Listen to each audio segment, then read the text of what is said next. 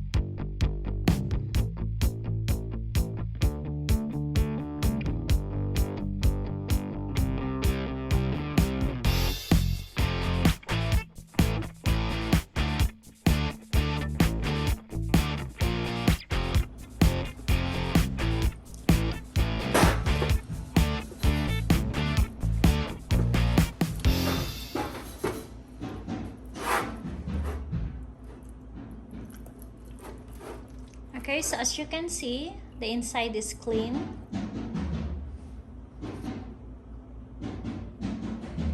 And then now I'm gonna start adding my seasoning ingredients.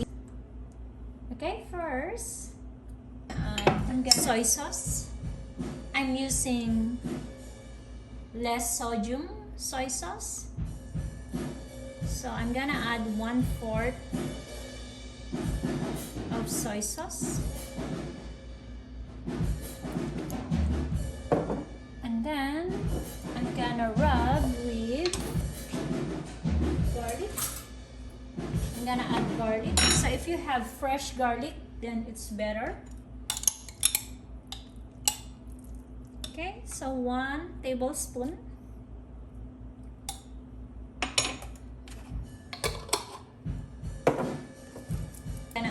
Garlic inside.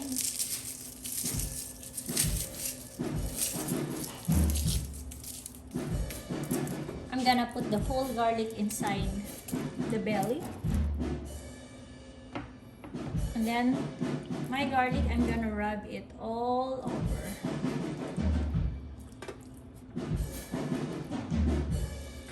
Okay, so this is minced garlic. And then next is my pepper. I'm gonna use ground pepper, so black ground pepper.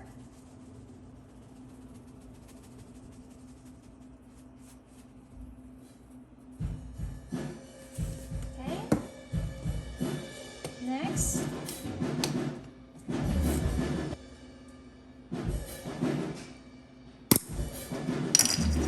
I'm gonna use fish or seafood seasoning.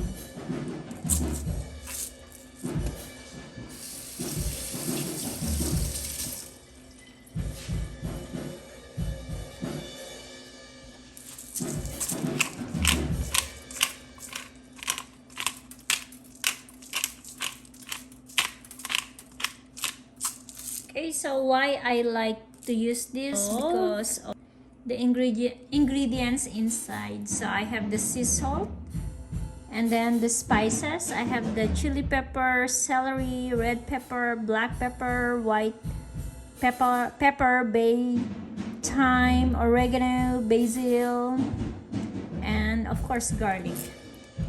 Okay, so I need to add more.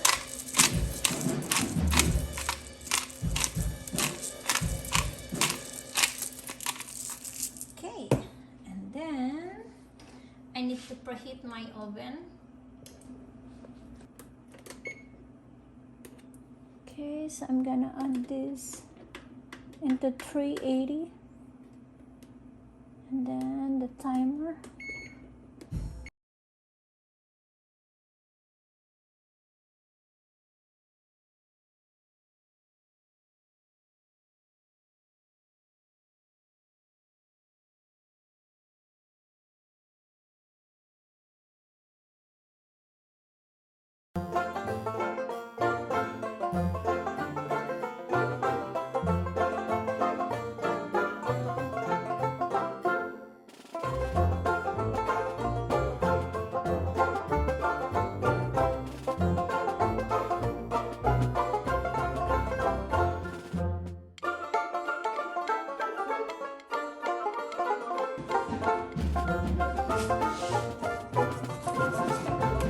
So I'm gonna use this, squeeze it.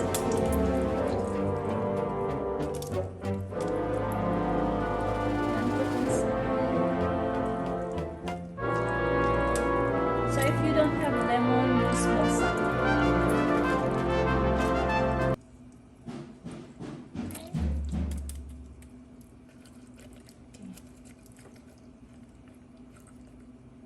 And then I'm gonna add leek.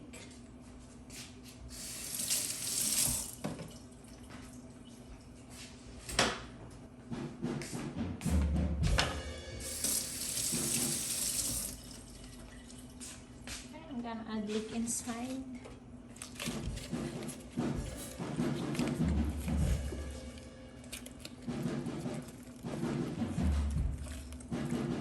Okay.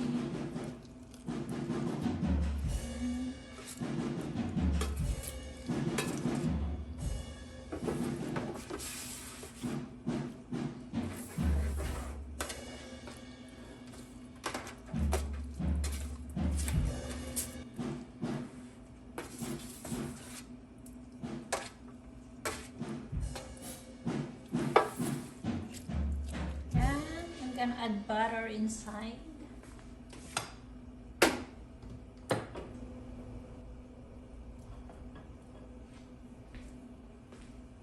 Okay, I'm gonna add butter.